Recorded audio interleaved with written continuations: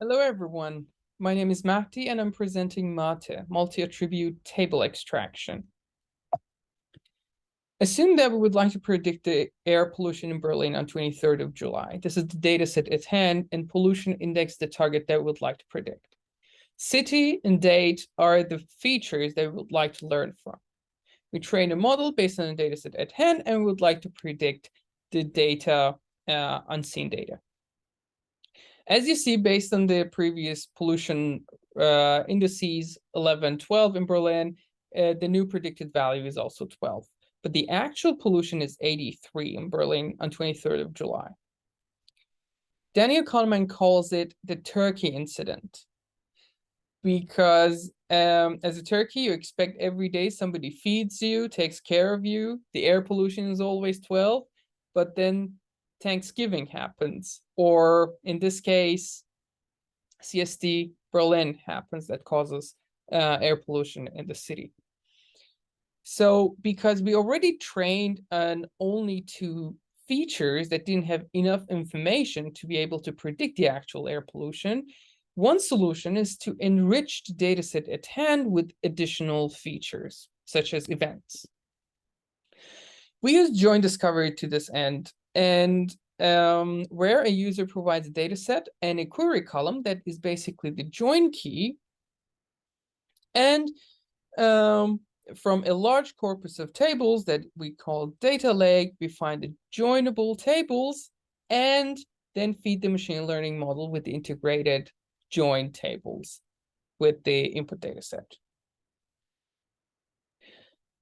The problem happens when the input data set has a composite key, because the state-of-the-art join search algorithms are all limited to unary keys or single attribute keys. Also, the inverted indices we can only query inverted indices using one single cell values. Therefore, a multi-attribute solution is needed.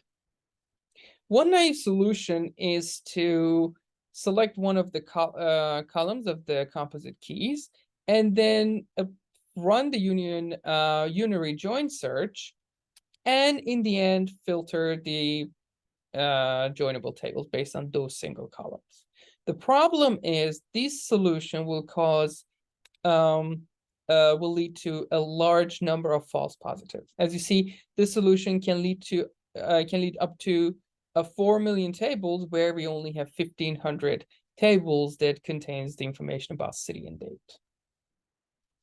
Another solution is to have multi-attribute inverted index, where we can query the inverted index with multiple values, and the inverted index returns the location of those values inside the corpus. And then we can find these joinable tables. The problem is these multi-attribute inverted indices require all combination of the values, and that will lead to exponential storage complexity. So the main idea is that given a join key, composite join key, and a candidate table, we have an oracle that can tell if these keys happen in that specific candidate row. If there is a match, we can consider this table as a candidate joinable table. So therefore, we use a single attribute inverted index, where in addition to the location, we enrich this index with an additional oracle information to be able to find out if a specific composite key exists in this specific table in this specific row. Therefore, because we use single attribute, we have low storage complexity. We can use multi-attribute join discovery, or in general data discovery, and also it is not dependent on the size of the composite key. Assume that this is a sample row from a sample table in data lake. So we would like to create that oracle. We call this oracle the super key, and the requirement to create the super key is a hash function. In our paper, we propose Zash, a novel hash function that enables us to create these super keys. Zash hashes each single value, cell value, into their corresponding hash results, and we aggregate them using bitwise OR operation to create the super key. You can see an example on the right-hand side of the screen. So how do we query these super keys? Assume that this is a join key. So we go through the exact same process to create a super key. We call the super key a query super key, and then we can easily compare it with the actual candidate super key instead of comparing all the single values together. So therefore, on the right-hand side, you see an example that we create the query super key, and then we can easily compare it to the candidate super key. To do that, we can do another OR operation, bitwise OR operation, and see if the value changes, the super key value changes. If it does change, it means that either the value Berlin or July 22nd did not happen in the candidate row, so it is not a joinable row with the given query. But in this case, it didn't change, so this row can be considered as a candidate match. The good thing about the super key is that we only calculate these hash functions only once, and then we can query as many times as we want. The filtration process uses a single logical operation, which is quite fast, and it does not lead to any false negatives. Zash maps each cell value to a bitwise binary representation of the hash result. So the goal of Zash is not only to hash the values from different columns to different hash values with no collision, but also it would like the goal is to minimize the overlap between the bits. So it'd like to decrease the overlap between the bits of each hash function using Zash. Also, our hash function tries to use minimum number of 1 bits, because if we have many 1 bits in our hash result, aggregating them will result to very similar super keys. So how we generate these hash values? Zash requires or leverages 3 different features. First, rare characters. Because the hash space is very limited, so we cannot use all of the characters to encode them. So we use the rare characters that are not frequently used inside the cell values. Then we turn the corresponding bits to those characters to 1 in our hash space. The second feature is character position. If 2 cell values have the similar characters, their position would be the differentiating parameter. In this case, Berlin and November both have character R, but their location are different. So we would like to encode this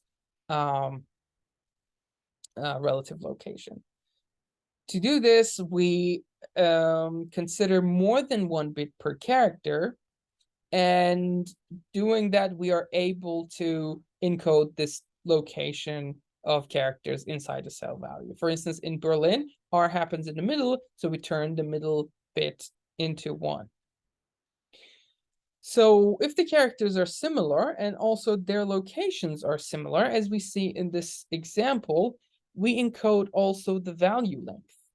The value length is a differentiating feature where everything else is very similar to each other. So we have the character features on the right-hand side, and we also have we add a length set of bits to our hash space, so we can encode the length of the cell values.